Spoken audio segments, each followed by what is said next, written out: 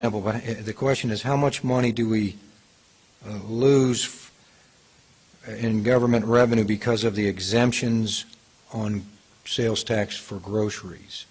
And given that Lakewood exemption of groceries of sales tax. I'm going to scrape the memory banks a little bit here.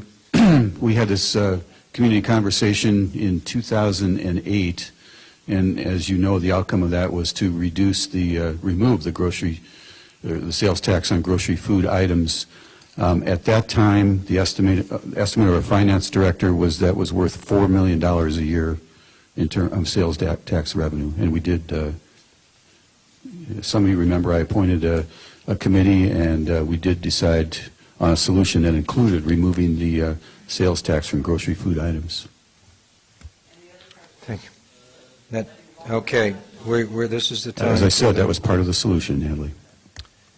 Okay, and I would like to ask, I had a question for Ray, and I have misplaced it. It was from the audience, and I apologize.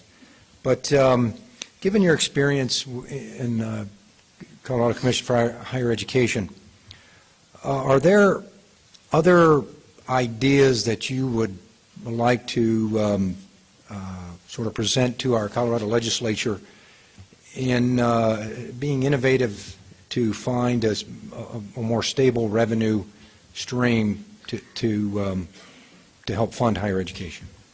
We spent the last 11 months, as Carol pointed out, there was a strategic planning committee that was put together by the governor and the legislature, and there are 11 members of us. And I think we did a superb job of coming up with 10 very bad ideas, which were basically the same ideas that we've chatted about through probably the years that Norman Penn had served in the legislature. The negative in most people's minds, I think, with K through 12 or higher education, is we do not have a revenue-generated dedicated source, and so we deal with a panic situation every year.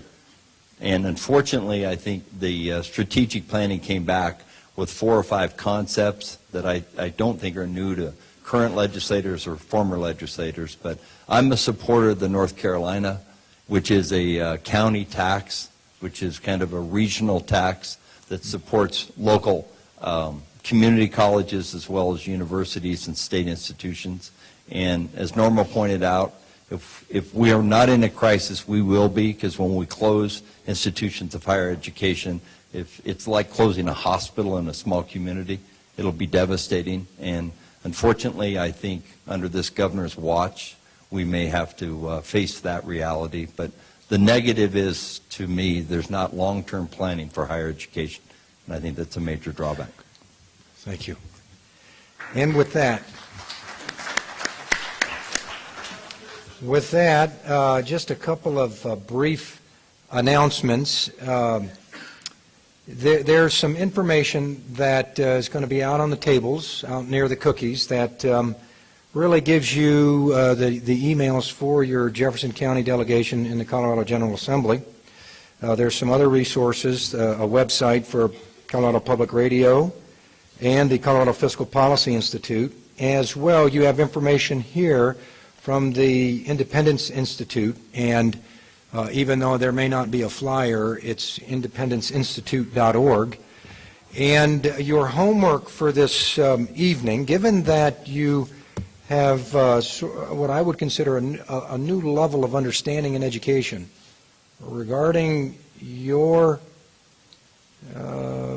ability to make decisions for your future. You are a decision maker in the state of Colorado, and your homework is to become as informed as our 4 panelists are, and that's a tall order. But Penn, Bob, Norma, Ray, thank you very, very much for your time and effort, not only the citizens, the state of Colorado and Lakewood, but to give your time tonight for this very valuable and important discussion. Thank you.